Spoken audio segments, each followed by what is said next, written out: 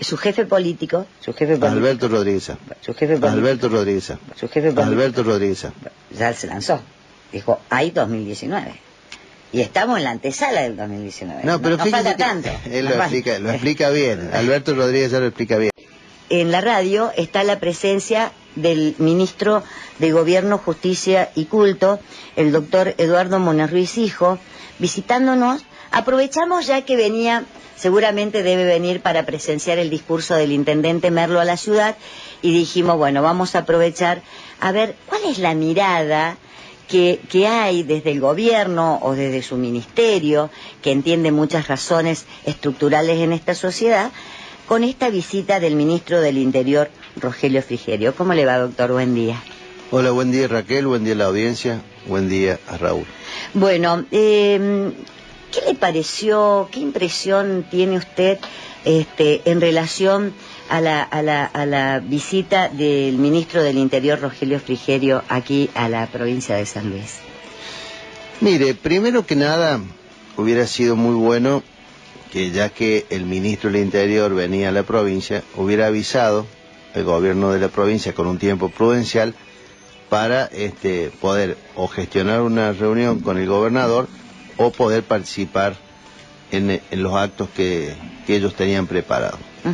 Pero al gobierno de la provincia le avisaron con menos de 24 horas de anticipación que venían.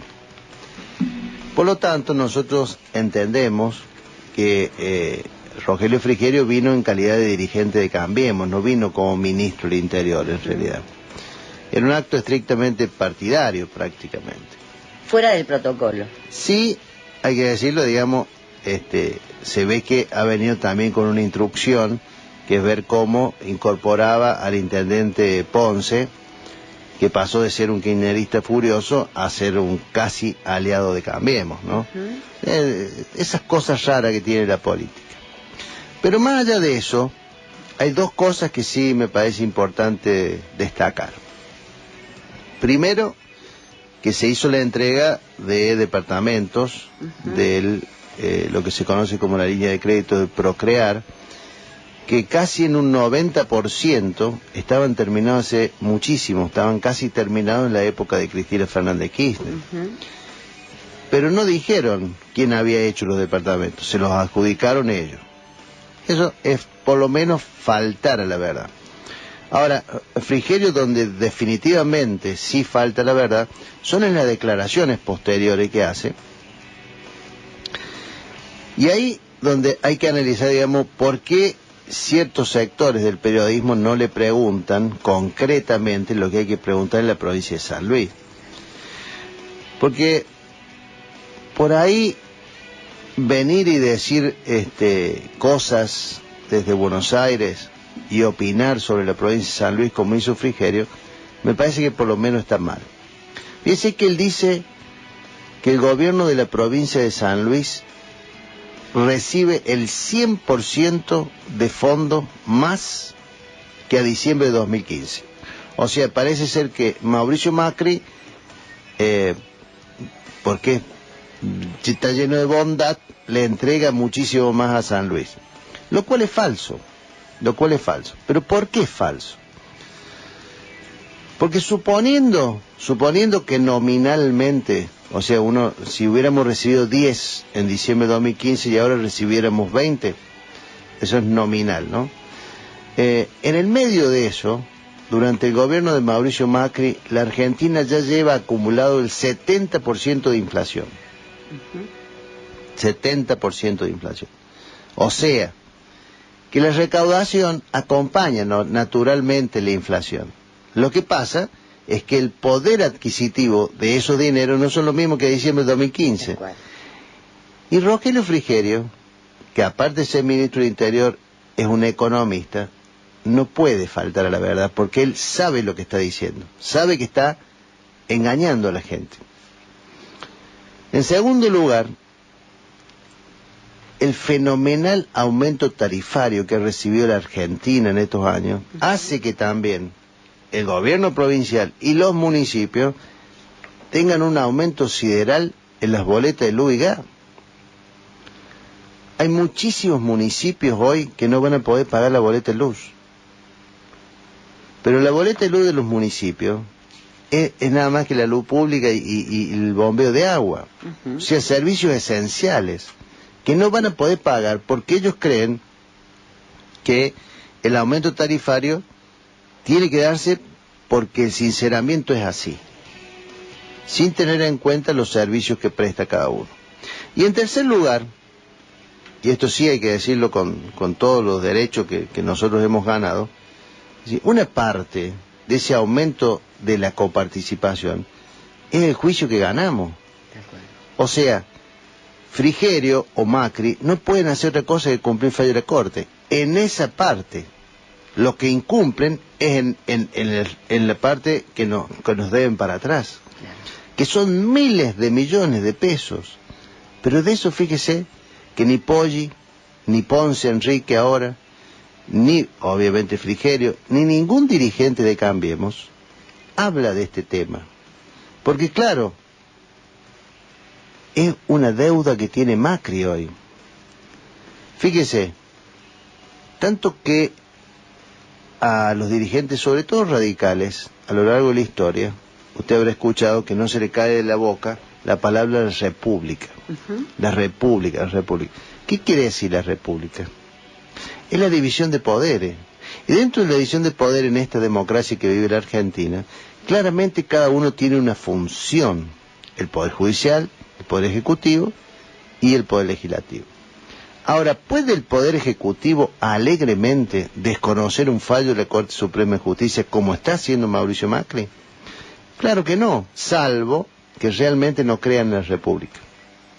Entonces, vos tenés por un lado, que no lo dicen, ¿no? Pero el otro día lo dijo María Eugenia Vidal en el inicio de las sesiones. Dice, nos han devuelto el fondo de conurbano, que son, para este año, más de 40.000 millones de pesos. Y el año que viene 65.000 millones de pesos. Pero en un momento de su discurso dice, pero no es que vamos a recibir más plata. Porque esta plata ya me la mandaba la Presidencia de la Nación. Ahora lo legalizó. O sea, para la provincia de Buenos Aires no hay problema, por decreto le mandan 40.000, 50.000, 60.000 millones de pesos, no pasa nada. Nosotros, la provincia de San Luis, tiene un juicio ganado después de años de litigar en la Corte y no logra que le paguen los 15.000, que ahora pueden llegar a ser 20.000 millones de pesos. Claro, por la inflación. Por la inflación, y claro, y ahora más Mire, allá... cuando ganamos el juicio se calculaba que eran 1.000 millones de dólares. Lo que pasa es que desde entonces a ahora el dólar duplicó. Claro. Y esto tampoco lo dice Frigerio. O sea, cuando ellos asumieron, el dólar valía 10 pesos con 50. Y hoy vale 20 pesos con 50. Claro, el doble. El doble. Sí, sí. El doble. Claro, y hoy todos nos marcan los precios con precio dólar. Va a comprar mortadela, nos meten el dólar en todos lados. Pondrán a valor dólar la deuda que tienen con San Luis, ¿no? Que es una deuda millonaria y que ya es un fallo de la Corte y que no se está respetando. No es si le debemos o no, sino que la Corte exige que el gobierno pague, el gobierno nacional, y la desoye totalmente a la orden. Sí, imagínese, yo quiero hacer esta composición del lugar. Imagínese que cuando la Suprema Corte de Justicia falla a favor de la oposición con el tema de la doble intendencia en San Luis, que el gobierno de la provincia de San Luis dice, bueno, es un fallo de la Corte, pero yo no lo acato. Yo no, yo sigo con la mía. No se puede hacer eso, porque la justicia está justamente para esto, porque si no, ¿cómo se arreglan las diferencias? Tal cual. ¿Cómo se arreglan? Entonces, y fíjese que la semana anterior yo fui a Buenos Aires, porque estas son las cosas que por ahí la sociedad no conoce, pero no es solamente el fallo de la Corte, no solamente, como dijo el gobernador anoche, que después de no firmar el pacto se le cancelaron una importante cantidad de remesas para enfermos crónicos. La otra semana yo fui a Buenos Aires a reclamar que nos paguen el alojamiento de los presos federales. Los presos de jurisdicción federal, o sea, los que tienen presos, por ejemplo, por narcotráfico o por delito de lesa humanidad y demás, están alojados en la penitenciaría provincial. Y nosotros tenemos un convenio con la Nación por el cual alojamos a los presos federales, porque la nación no tiene cárcel en San Luis, y ellos nos tienen que pagar, obviamente, el costo. Que el costo es 3 veces menos de lo que vale, porque así le pagan a las provincias, 1/3. Hoy cuesta 1.000 pesos por día y nos pagan 300 pesos por día. Pero ¿sabe cuánto nos deben? 10 millones de pesos. ¿Sabe lo que hay que sumar de a 300 y pico de pesos para llegar a 10 millones? Claro. Bueno, hace 1 año y medio que no nos mandan nada. La última vez que logré que nos pagaran fue porque armé un escándalo en un Consejo Federal de Justicia y todas las provincias dijeron, nosotros tenemos el mismo problema. Y ahí Garabano, porque de esto depende del ministro de Justicia de la Nación, tuvo que comprometerse con las provincias a pagar. Esto fue en el año septiembre del 2016. Desde entonces nunca más nos mandaron un peso. Ahora suman 10 millones de pesos. Entonces, ese es el federalismo que ellos entienden. Claro. Ese es el federalismo. O sea, las provincias tienen que subsidiar a la nación en un tema como este.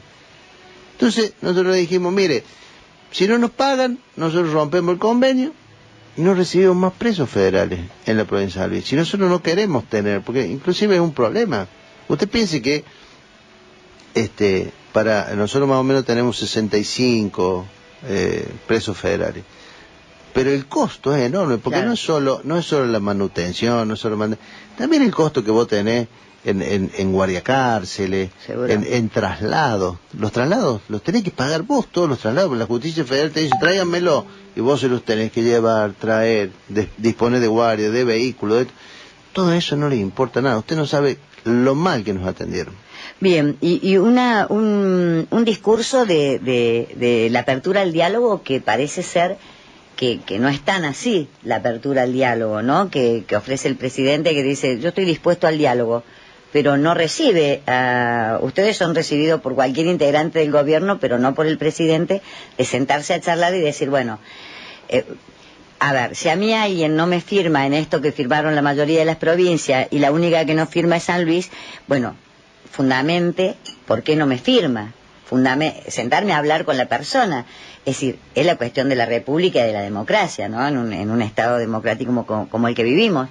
Pero hay dirían los chicos, un corte de rostro totalmente, ¿no? Mire, yo he tenido la oportunidad de tener reuniones a alto nivel durante la época del kirchnerismo, y ahora también, por el cargo que ocupo, también me ha tocado lo mismo, reunirme con ministros y demás de la nación. En Buenos Aires son exactamente lo mismo. Claro.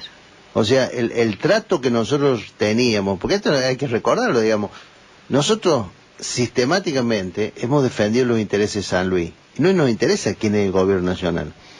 Puede haber sido kirchnerista, ahora es de Cambiemos, antes con Alfonsino, con Menem, pero siempre defendimos los intereses de la provincia de San Luis. Y de ahí no nos mueven. Entonces, vos vas allá a reclamar lo que le corresponde a la provincia de San Luis. Y es lo único que cambio con respecto a la época del kirchnerismo, es que tiene un poco más de buenos modales. Ahora, conseguís menos. Claro. Conseguís menos todavía. Porque elegantemente dicen no. No, y peor, te dicen que sí. Te dicen que sí y nunca lo conseguís. Nunca. Este tema de los presos federales, se comprometieron que 30 días nos iban a pagar. Ahora no nos atiende el teléfono. Claro.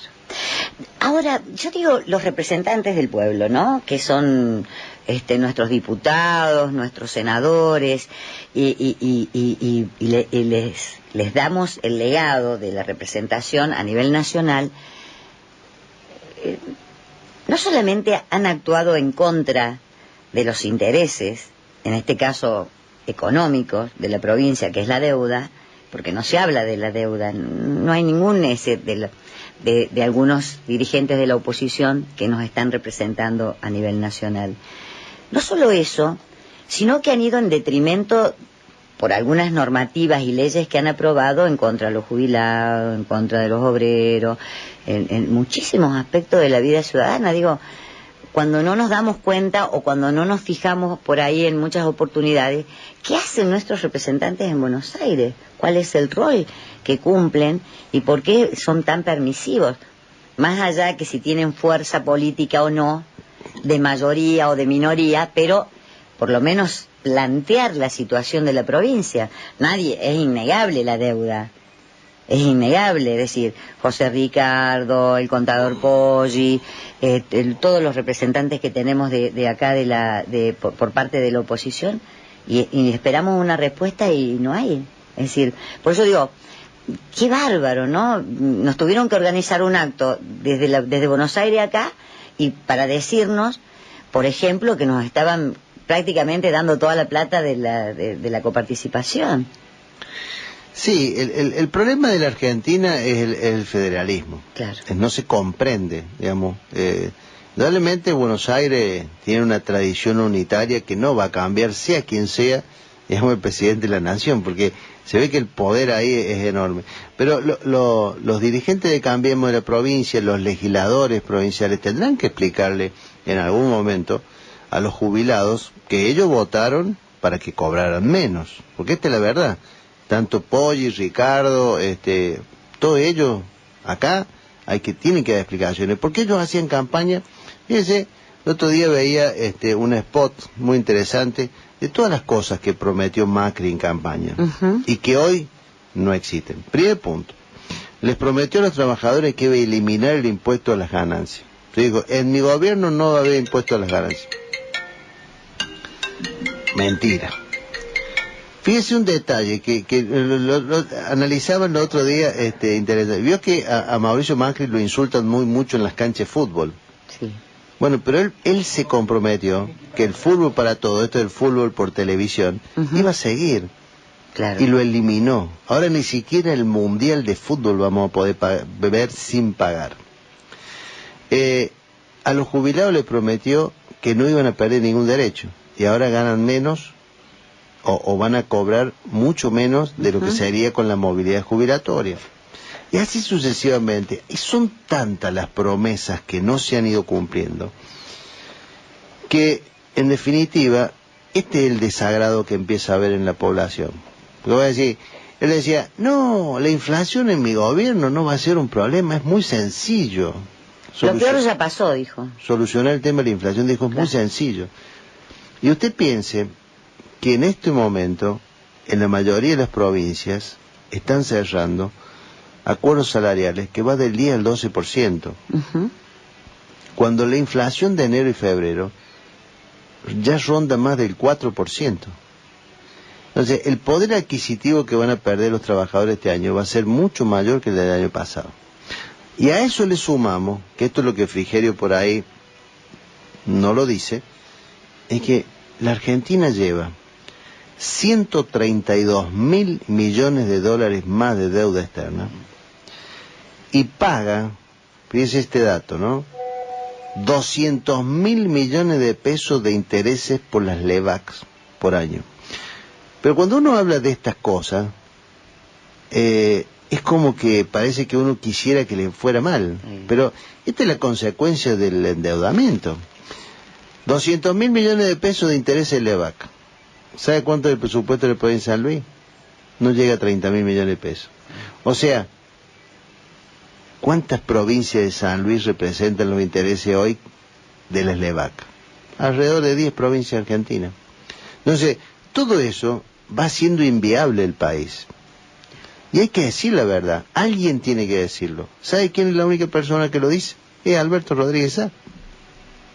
Porque el resto de la dirigencia, por eso los gobernadores firmaron, los dirigentes votan cualquier cosa, están de alguna manera agarrados y no se pueden escapar. Entonces, uno dice, che, ¿y por qué fue el Alberto solamente el que no lo firmó? Le voy a decir lo mismo, mire, el único gobernador que le hizo juicio al gobierno nacional porque le liquidaban mal la coparticipación fue Alberto, el único, ¿eh? No hay otro.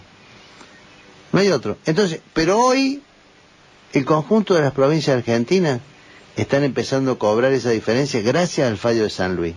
Claro. O sea, San Luis, en la defensa del federalismo, marcó un hito. Claro. Entonces, ahora, Rodríguez Sá, no firmando el pacto fiscal, el consenso fiscal que le ofrecieron a todos los gobernadores, también está haciendo un hito del federalismo. ¿Sabe por qué? Mire, cuando se firma, cuando Alberto da el discurso en el Senado, donde explica por qué no va a firmar el consenso fiscal, en ese momento nosotros estábamos en una reunión del Consejo Federal del Trabajo, donde se juntan todos los ministros de las provincias argentinas. No hubo un solo ministro que no nos viene a felicitar. Me dice, la verdad que nos gustaría tener un gobernador como ustedes. Ellos saben que no está bien firmar, pero no pueden hacer otra cosa, no pueden pagar los sueldos. Claro. Se habla de que en los 2 años y algo de gobierno de Macri, 2.400% el aumento de la luz. 2.400%, sí, desde que está a la fecha. Claro, no va a haber ningún aumento que ayude a paliar y a sostener el sueldo. Esto de que ayer hablaban algunos economistas de la heladera vacía, el canasto vacío, que ya no se visualiza la cola para ir a comprar algún producto en especial y otros aspectos, ¿no? Porque realmente la tarifa de servicio es excesivamente, está bien, habría que actualizarla, etcétera, pero si se actualizan tarifas habría que actualizar también los sueldos, habría que actualizar otros aspectos, ¿no? Es decir, y achicar el gasto político, porque el gasto político no se achica el gasto social. Y realmente se nota. Nosotros no podemos creer, decimos en invierno, ¿qué va a pasar con el gas? ¿Qué va a pasar con el gas si hoy cualquier casa común paga 2.000 pesos y a nosotros nos vino 9.000 pesos de luz? Me imagino los pueblos que tienen que pagar, que hoy están pidiéndole la ayuda al gobierno para que le ayude a pagar una boleta de luz que viene todos los meses.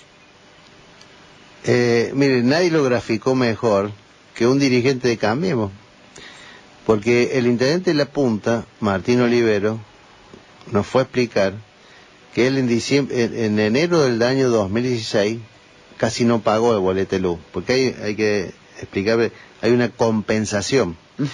O sea que él le alcanzaba para no pagar la luz. O sea, casi 0 pesos pagó en enero del 2016. En noviembre del 2017, la boleta de luz fue de 700.000 pesos. O sea, ¿cuánto es el aumento? No se puede mensurar.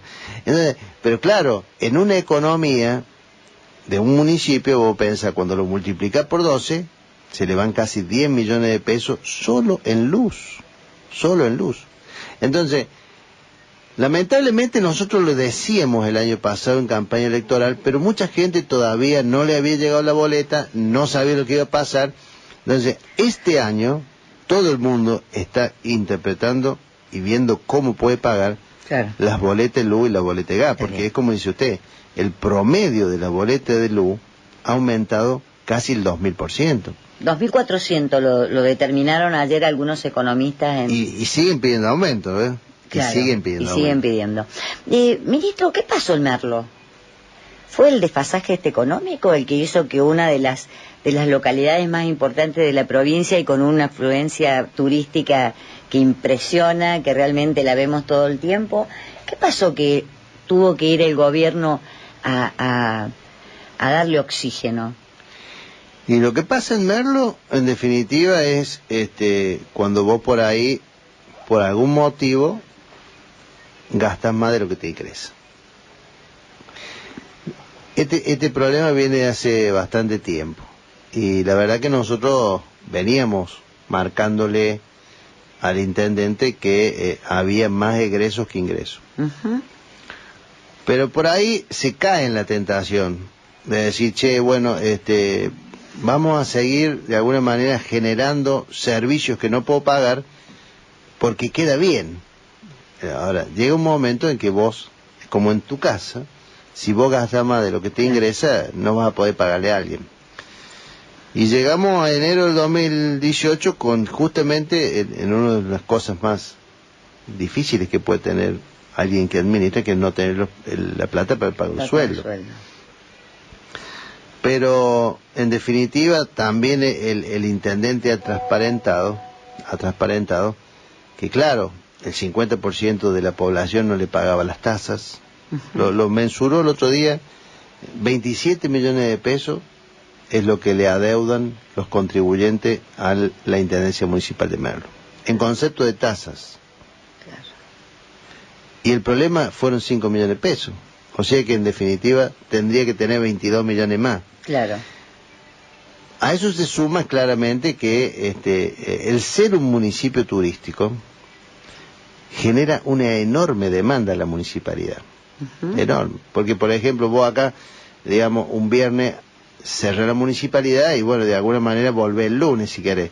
Pero allá no, porque todo el fin de semana tenés que tener 3 turnos distintos de trabajadores, estar permanentemente durante el fin de semana atendiendo situaciones más, lo cual hace que la planta de personal realmente es muy alta para el municipio. Está alrededor de, entre pitos y flautas son 500 sueldos que pagan.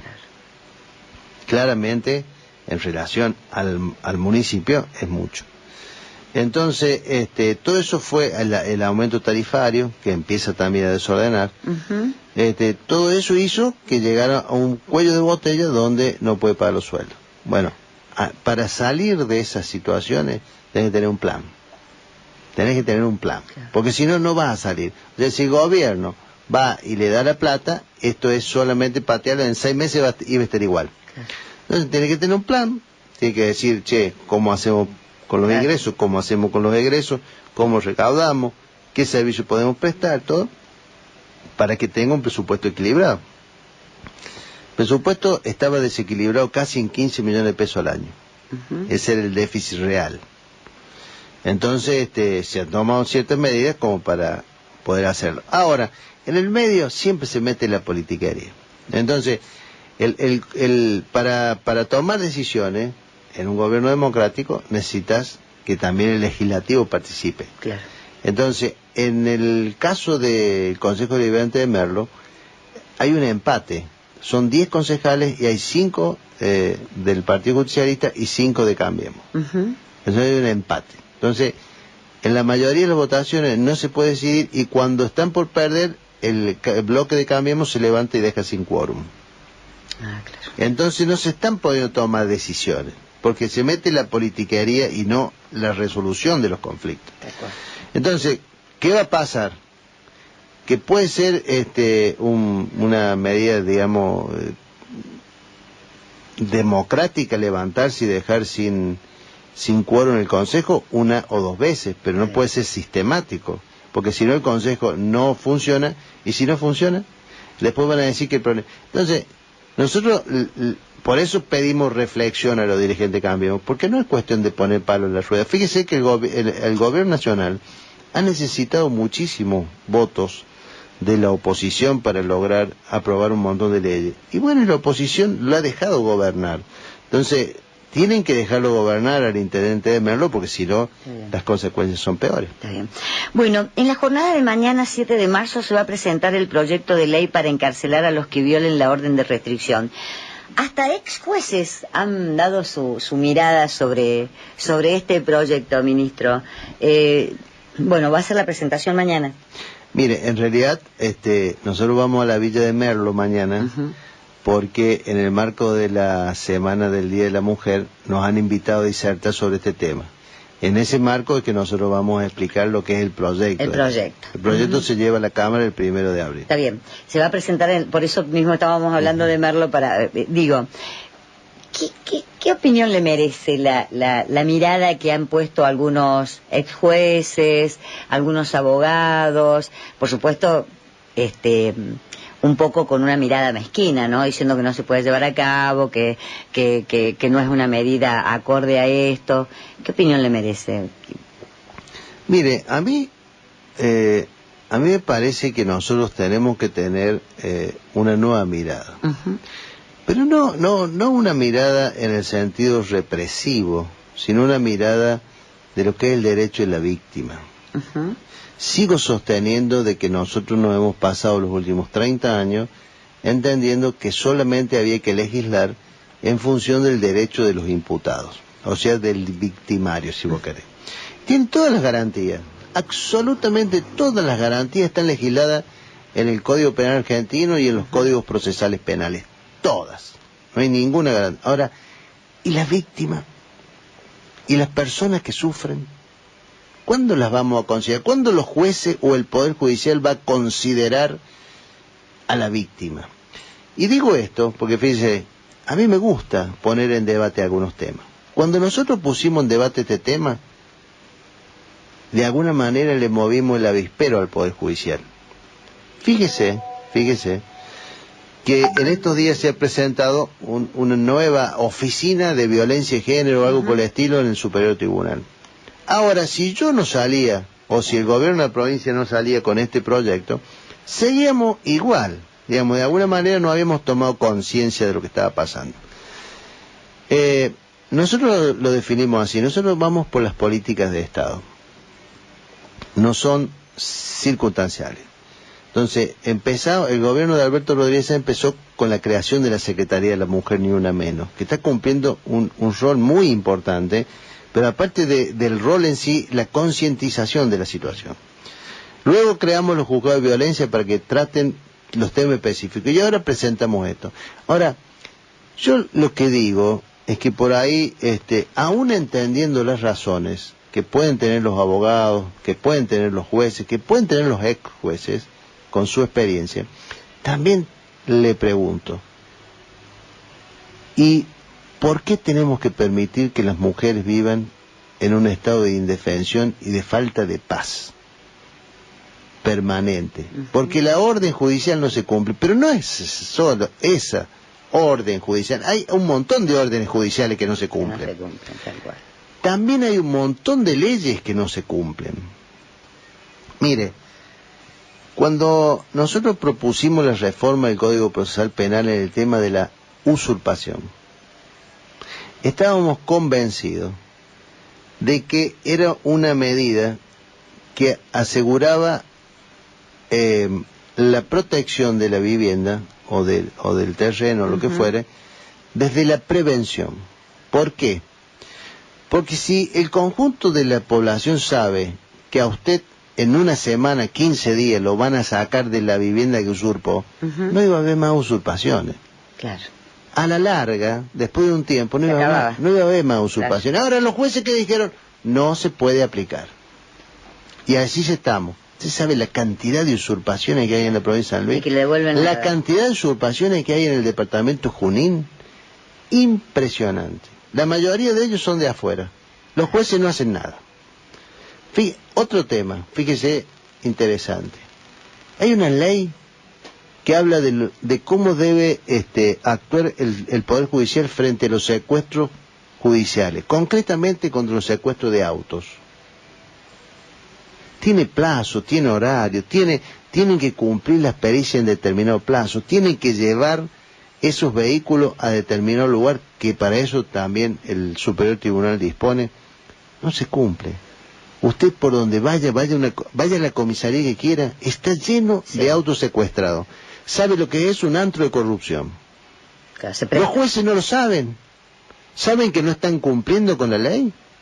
Entonces yo le pregunto, ¿por qué antes de decir que no se puede aplicar, que no podemos defender a las víctimas de violencia de género, por qué no lo analizamos un poco? ¿Por qué no pensamos? Porque en una de esas la mirada, si le pasara a la hija de ellos, la mirada sería distinta. Hay una pereza judicial. Hay una pereza judicial o un desconocimiento, un letargo. Me parece que la justicia se toma más tiempo del que debe tomar o no se aplican las normativas. Hace poco hablamos con un juez que dijo, yo tengo 2 bibliotecas y por ahí aplico una teoría y por ahí aplico la otra. Y yo digo, bueno, también la justicia es acomodaticia. No, mire, el tema de la abogacía es complejo, el derecho, porque siempre ha existido las 2 bibliotecas y las 2 posiciones, siempre han existido. ¿Cuál es el problema? Mire, el derecho penal es complejo, es bastante difícil de entender.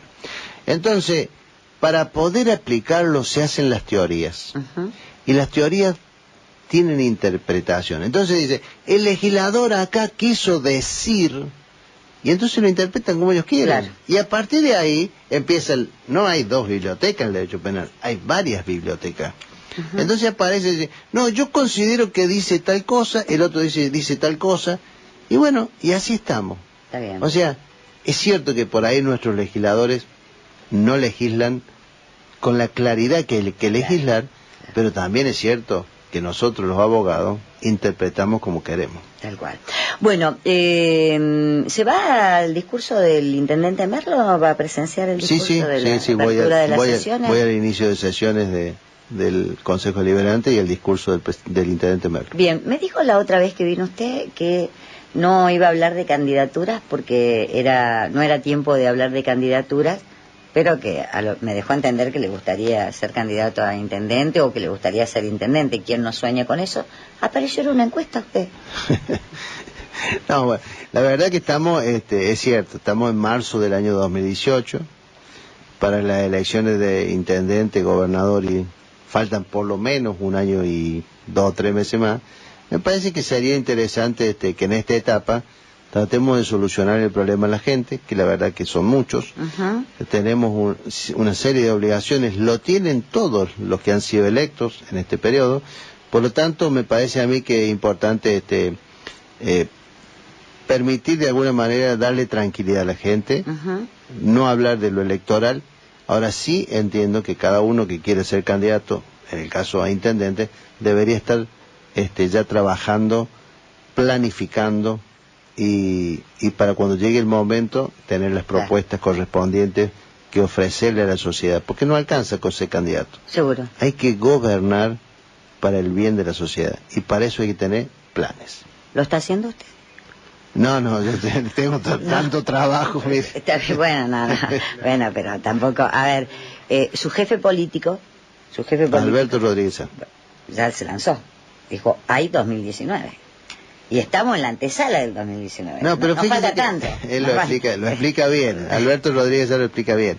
Es decir, hay 2019, que es un mensaje para el peronismo, al conjunto del peronismo de la nación, es para dejar claro de que nosotros estamos en absoluto, el peronismo está en condiciones de pelear la candidatura a presidente. No hay que instalar como que ya Macri tiene la reelección asegurada.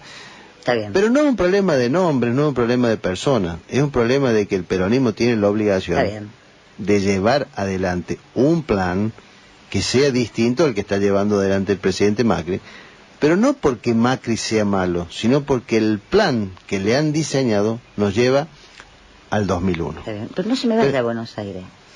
¿Cómo no? Acá en la ciudad de Villa Mercedes, no se me vaya a Buenos Aires. Digo esto porque han aparecido personas con ganas de ser candidatos a intendente. Yo no sé, usted es seguramente más conocedor de política. Yo soy una persona que no agarro la política, pero me suena cuando me dicen yo soy un candidato independiente.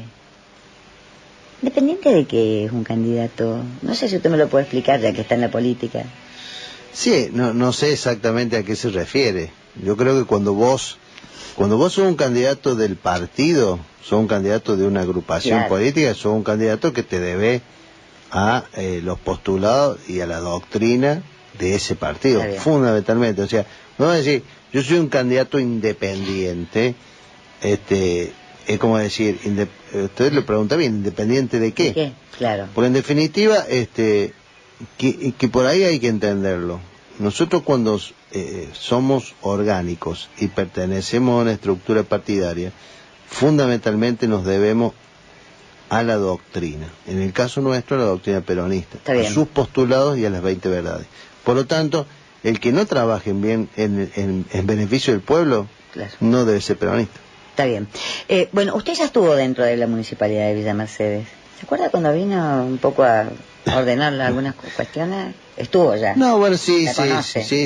¿Sabe cómo es el manejo? Sí, conozco bastante, sí. Sí, se anima. ¿Usted se animaría a ser intendente? Mire, nosotros siempre decimos lo mismo. Acá lo importante no es quién sea candidato a intendente. ¿Quién sea el intendente? No, porque en definitiva yo creo que el peronismo tiene una gama o una variedad de dirigentes que pueden ser intendente de Mercedes, que pueden ser candidatos. El tema es... Nómbreme uno. ¿Uno? No, lo que pasa es que si yo nombro a alguno, pues se pueden malinterpretar, pero... Que tiene la venia suya. Pero hay varios. Está bien, pero ¿a usted le gustaría ser? Yo creo que, lo dije la otra vez, lo digo siempre digo que para un dirigente político,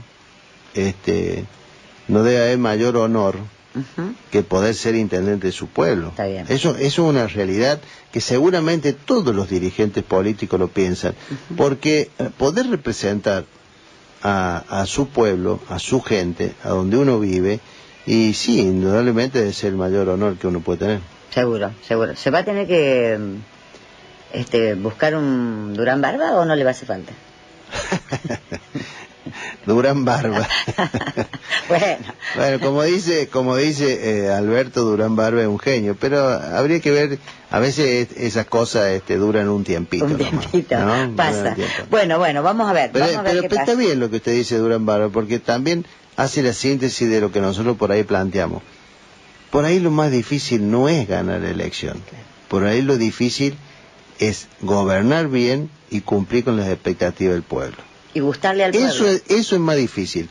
Pero por eso digo que hay que tener planes, y aparte de tener planes, tenés que tener muy claro cuáles son los intereses que vos representás. Seguro. Muy claro. Bueno, gracias por haber venido, ministro. No, gracias a usted por la oportunidad que me dio. La verdad que la próxima ya va a venir más dispuesto, digo, en esto de la candidatura.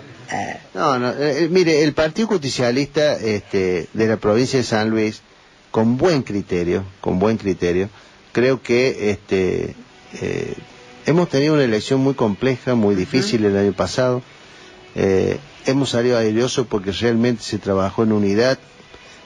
Hay que sostenerlo a esto. Porque, claro, entonces, a mí me parece que lo mejor que puede hacer el peronismo es primero definir los planes, segundo, ver cómo vamos a llegar al 2019, claro. Y luego, recién ponernos a pensar en quiénes son los candidatos. Está bien, pero ¿se podrá sostener el 22 de octubre del 2017? Sí, se va a sostener, pero fíjese que nos hacen operaciones permanentes de todos lados, ¿no? Sí. De todos lados.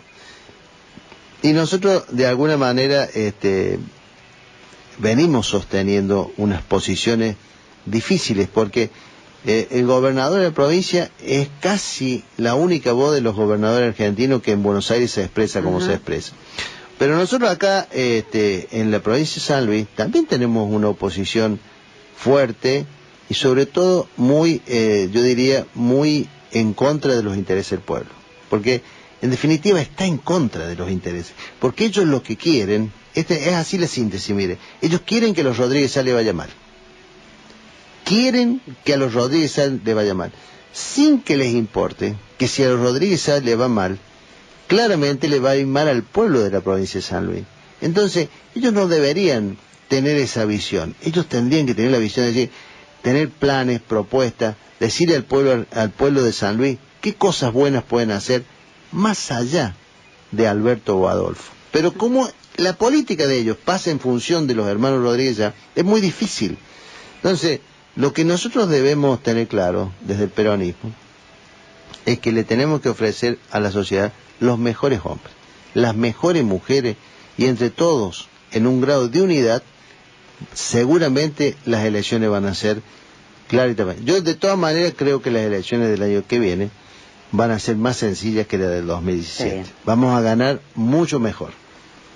¿Le gusta esto de la amnistía? ¿De qué? La amnistía. Esto de que vuelvan, de que regresen. Han vuelto muchos dirigentes que se fueron el 13 de agosto para un lado, en el 22 volvieron. ¿Cómo lo ve eso? Como político, no le pido como ministro.